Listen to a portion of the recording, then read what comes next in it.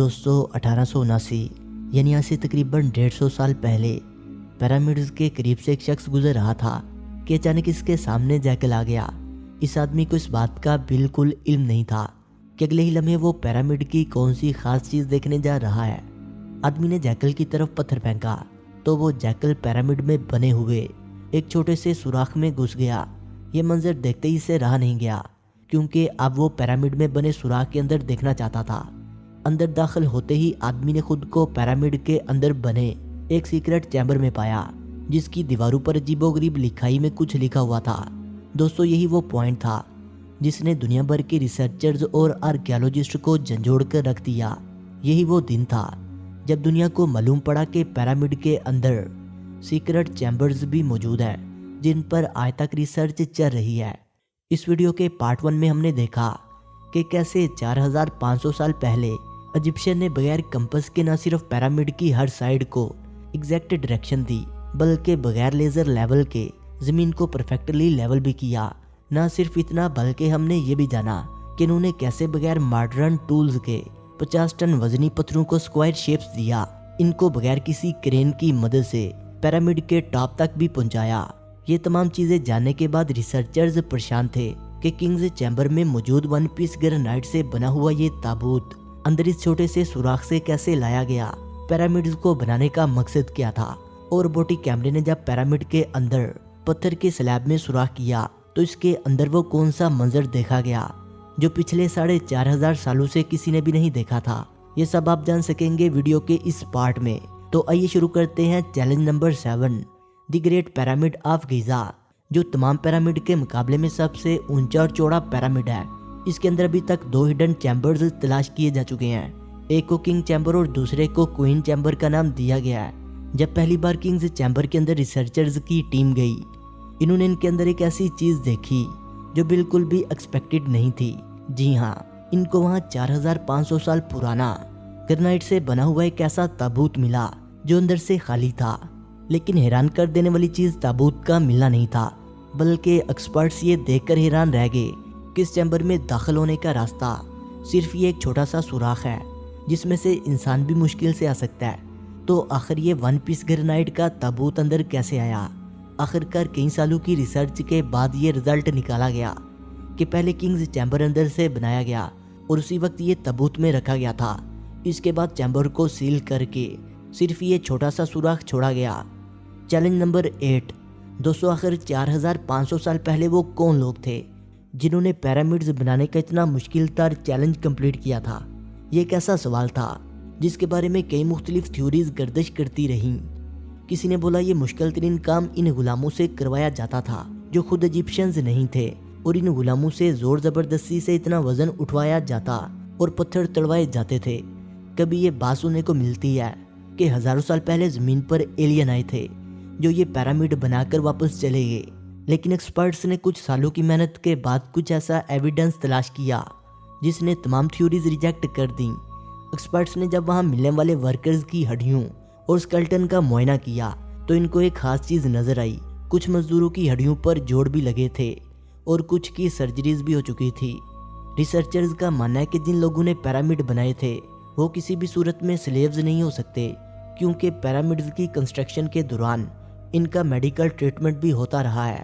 لیکن پرانے دور میں غلاموں پر اتنی اٹینشن نہیں دی جاتی تھی۔ نہ صرف اتنا بلکہ ماہرین نے ان اسکلٹنز کو ریکنسٹرکٹ بھی کیا جس سے یہ ظاہر ہو گیا کہ پیرامڈز کو بنانے والے لوگ دکھتے کیسے تھے۔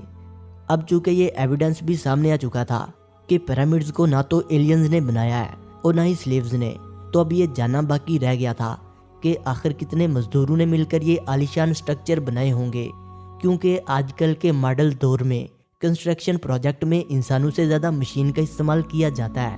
اس وجہ سے اکثر پروجیکٹ 4 سے 5 سالوں میں مکمل ہو جاتے ہیں، لیکن ہزاروں سال پہلے نہ ہی ان کے پاس کوئی مشین تھی اور نہ ہی ماڈرن ٹولز، تو ظاہر اس وقت پیرامڈ بنانے کے دوران ایک ہی وقت میں کافی مزدور لگے ہوں گے۔ لیکن آخر کتنے؟ تاریخ سے یہ بات معلوم ہوئی کہ پیرامڈ کو بنانے میں کم از کم ایک ہی وقت میں 1 لاکھ مزدوروں کی مدد لی گئی۔ یہ مزدور پورے ملک سے اکٹھے کیے گئے تھے۔ چیلنج نمبر 10، پیرامڈز کی الجھی ہوئی گتیاں اب سلجھنا شروع ہو چکی تھی۔ ایکسپرٹس اور آرکیالوجسٹ اب ایک ایسے موڑ پر کھڑے تھے जहाँ इन्होंने पिरामिड्स की कंस्ट्रक्शन के कई पोशीदा राजों को फाश कर दिया था, लेकिन कई राज अभी भी पोशीदा थे जो बार बार रिसर्चर्स को तंग कर रहे थे। इनमें से एक राज था पिरामिड बनाने का मकसद। जी हाँ, 60 लाख टन से भी ज़्यादा वजनी 23 लाख पत्थरों से बना सिर्फ एक पिरामिड और इनके अंदर बने सीक्रेट चैम्बर्स का आखिर कोई तो मकसद होगा। मिस्री रिसर्चर्स का मानना था कि सिर्फ मम्मीज को दफनाने के लिए इतना काम जाम नहीं किया, बल्कि इन पिरामिड्स को बनाने का कोई और ख़ास मकसद भी था। इस मकसद को जानने के लिए दुनिया भर से मुख्तलिफ इदारों से मदद हासिल की गई और ये रिजल्ट निकाला गया कि पिरामिड्स को बनाने का मकसद था इंसानों को खुदा बनाना।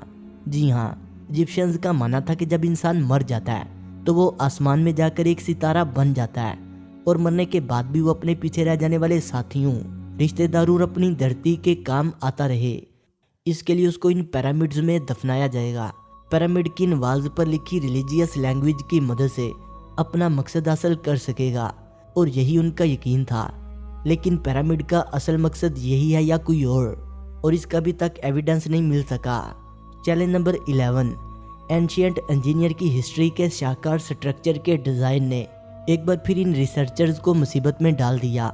ये मामला शुरू हुआ था गिज़ा के पिरामिड्स की एरियल फोटोग्राफ से, जिसमें देखा गया कि इन तीनों पिरामिड्स का स्ट्रक्चर एक दूसरे से मुख्तलिफ है। ये मालूम नहीं हो पा रहा था कि जिन लोगों ने 4500 साल पहले इंच बाय इंच लेवल करके इतनी सफाई से पिरामिड बनाए, उन्होंने इन 3 पिरामिड को एक जैसा क्यों नहीं रखा, इन्हें क्यों एक दूसरे से मुख्तलिफ बनाया गया, क्यों इन तीनों की पोजीशन आपस में किसी भी सूरत मैच नहीं हो रही। पहले तो ये कोइंसिडेंस समझा गया, लेकिन तब तक जब तक रॉबर्ट पवाल ने ये कोड क्रैक नहीं किया था।